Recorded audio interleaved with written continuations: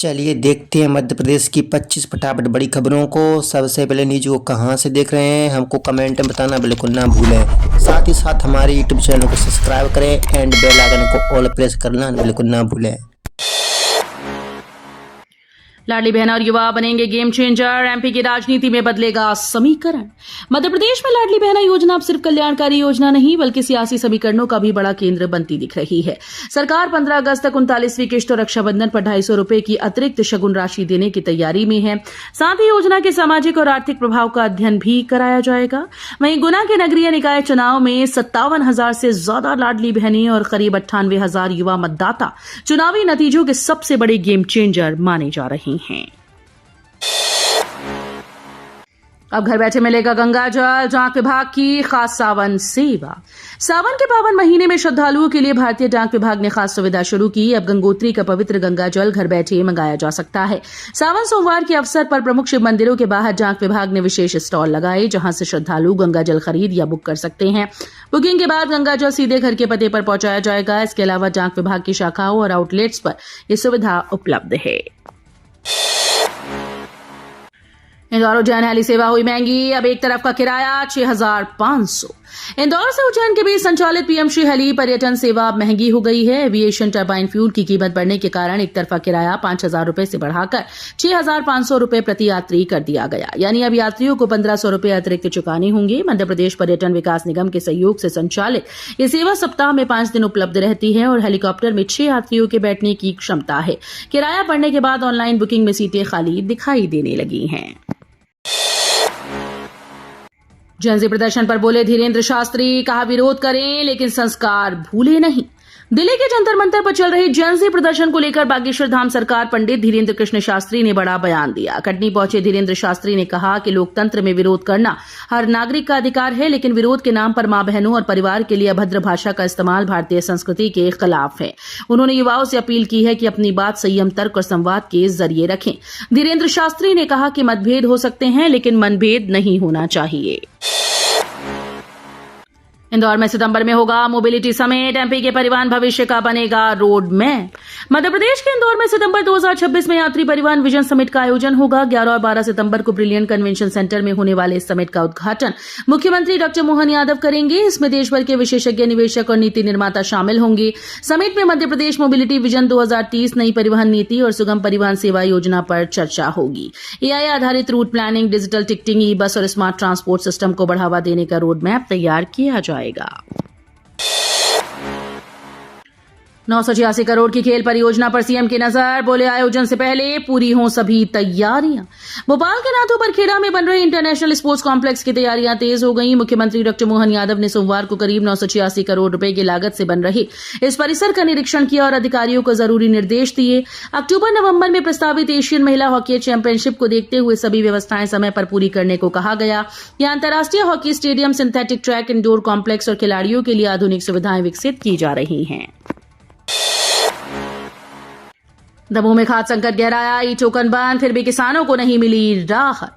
मध्य प्रदेश के दमोह जिले में खाद्य संकट ने किसानों की मुश्किलें बढ़ा दी। ई टोकन व्यवस्था बंद कर पुरानी प्रणाली लागू होने के बाद भी हालात नहीं सुधरे। खाद्य केंद्रों पर हजारों किसान घंटों कतार में खड़े रहने को मजबूर हैं, लेकिन कई किसानों को खाली हाथ लौटना पड़ रहा है। भीषण गर्मी और उमस के बीच केंद्रों पर भीड़ बढ़ने से अव्यवस्था की स्थिति बन गई। दतिया उपचुनाव हार पर बोले सीएम मोहन यादव, कहा भविष्य में और ताकत से चुनाव लड़ेंगी। दतिया विधानसभा उपचुनाव के नतीजों के बाद मुख्यमंत्री डॉक्टर मोहन यादव ने हार को स्वीकार करते हुए कहा कि बीजेपी इस परिणाम को शिरोधार्य करती है। उन्होंने कहा कि पार्टी को विधानसभा, लोकसभा और राज्यसभा चुनाव में जनता का भरपूर समर्थन मिला।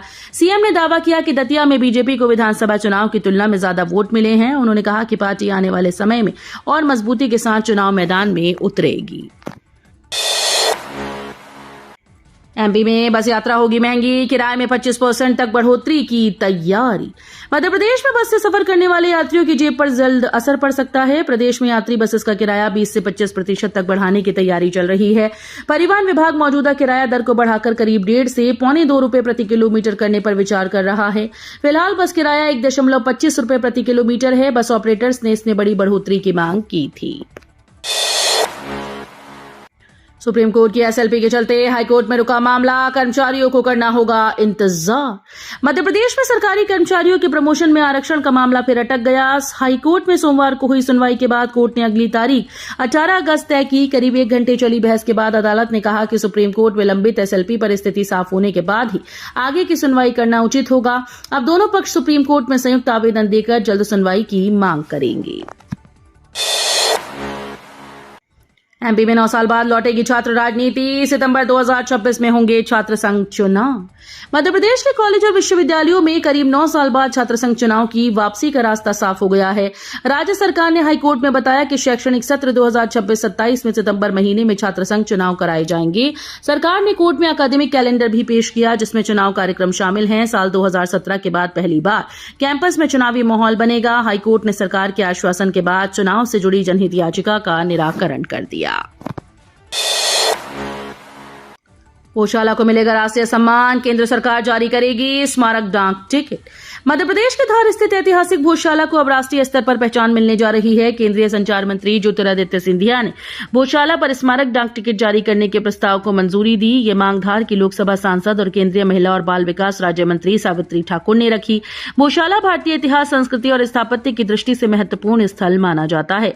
डाक टिकट जारी होने से इसकी ऐतिहासिक विरासत देश भर तक पहुंचेगी और इसे एक नई पहचान मिलेगी। पब बार संचालकों की बड़ी मुश्किलें, इंदौर पुलिस ने जारी की नई सुरक्षा गाइडलाइन। इंदौर में पब बार, रेस्टोरेंट और होटल संचालकों के लिए पुलिस ने नई गाइडलाइन जारी कर दी। पुलिस आयुक्त संतोष कुमार सिंह और अधिकारियों के निर्देश पर ऑनलाइन बैठक में संचालकों को सख्त चेतावनी दी गई। अब बिना अनुमति डीजे नाइट और लाइव शो आयोजित नहीं किए जा सकेंगे। पुलिस ने सुरक्षा व्यवस्था नियमों के पालन और कानून व्यवस्था बनाए रखने पर जोर दिया। अधिकारियों ने साफ कहा कि गाइडलाइन का उल्लंघन करने वालों पर सख्त कार्रवाई की जाएगी। शिक्षा और स्वास्थ्य व्यवस्था में बदलाव की जरूरत, छिंदवाड़ा में बोले रितेश्वर महाराज। छिंदवाड़ा में आयोजित पत्रकार वार्ता के दौरान आध्यात्मिक गुरु रितेश्वर जी महाराज ने नीट पेपर लीक मामले पर अपनी प्रतिक्रिया दी। उन्होंने कहा कि छात्रों का आंदोलन उचित था और सरकार ने देर से ही सही लेकिन ठोस कदम उठाए। उन्होंने नकल रोकने के लिए सख्त कानूनों का स्वागत किया। साथ ही कहा कि देश की शिक्षा और स्वास्थ्य व्यवस्था में व्यापक सुधार की जरूरत है। रितेश्वर महाराज ने आयुर्वेद को बढ़ावा देने और भारतीय मूल्यों पर आधारित व्यवस्था विकसित करने की भी अपेक्षा जताई। एमएसपी पर मूंग खरीदी का नया प्लान, किसानों को मोहन सरकार की बड़ी राहत।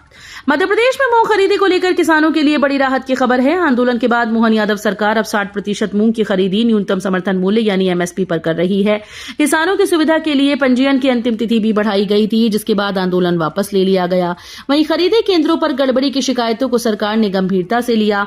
सागर जिले के रहली विकासखंड स्थित गुंजौरा खरीदी केंद्र के कंप्यूटर ऑपरेटर को अनियमितताओं के आरोप में हटा दिया गया है।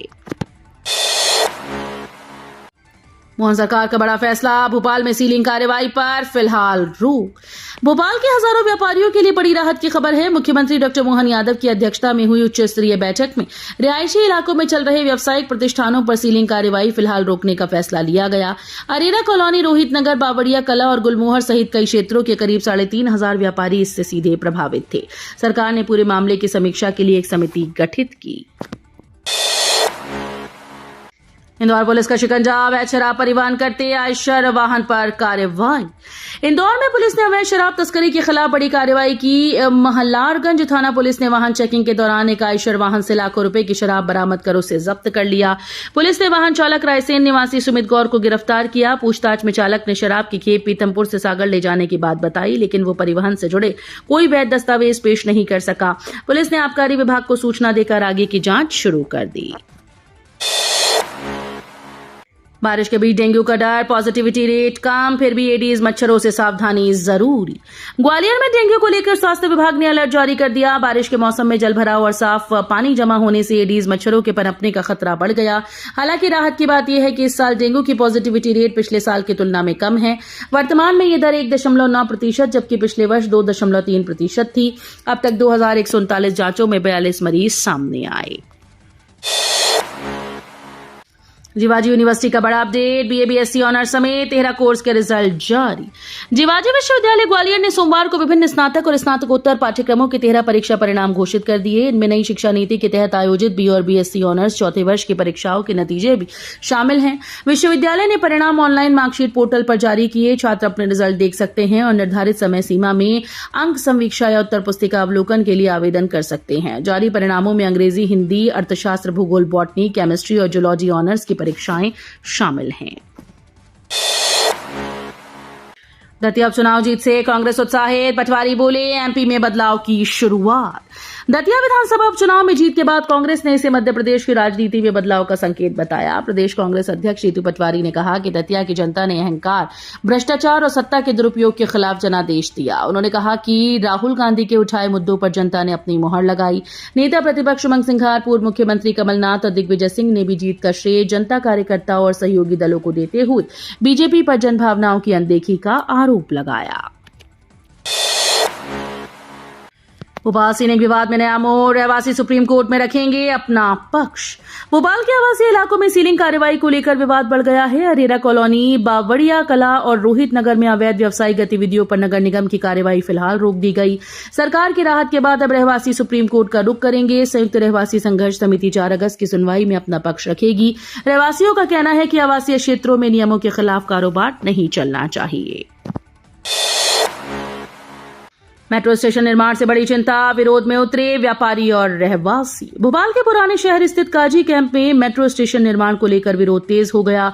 सोमवार से परियोजना के लिए दुकानों और मकानों को हटाने की कार्रवाई शुरू कर दी गई। वर्षों पुरानी दुकानों के टूटने से व्यापारियों और स्थानीय लोगों में रोजी रोटी और आशियाने को लेकर चिंता बढ़ गई। प्रभावित लोगों ने विरोध में बैनर और पोस्टर लगाए। उनका कहना है कि वे विकास के खिलाफ नहीं, लेकिन उचित पुनर्वास और आजीविका की सुरक्षा सुनिश्चित की जानी चाहिए। 10,002 कनेक्शन लो, रिश्वत मांगने के आरोप में लाइनमैन सस्पेंड। जबलपुर में बिजली कनेक्शन के नाम पर कथित रिश्वतखोरी का मामला सामने आया है। एक उपभोक्ता ने लाइनमैन से हुई बातचीत का ऑडियो रिकॉर्ड कर सोशल मीडिया पर वायरल कर दिया, जिसमें कनेक्शन दिलाने के बदले पैसे मांगने का आरोप है।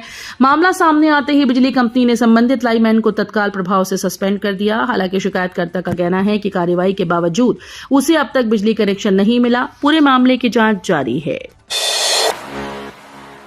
441 अंक का दावा, 145 मिले। नीट अभ्यर्थी ने उठाए मूल्यांकन पर सवाल। नीट रिजल्ट को लेकर विवाद बढ़ गया। अभ्यर्थी अंशिका सिंह ने हाईकोर्ट में याचिका दाखिल कर दावा किया कि आंसर की के आधार पर उनके 441 अंक बन रहे थे, जबकि स्कोर कार्ड में केवल 145 अंक दर्ज हुए।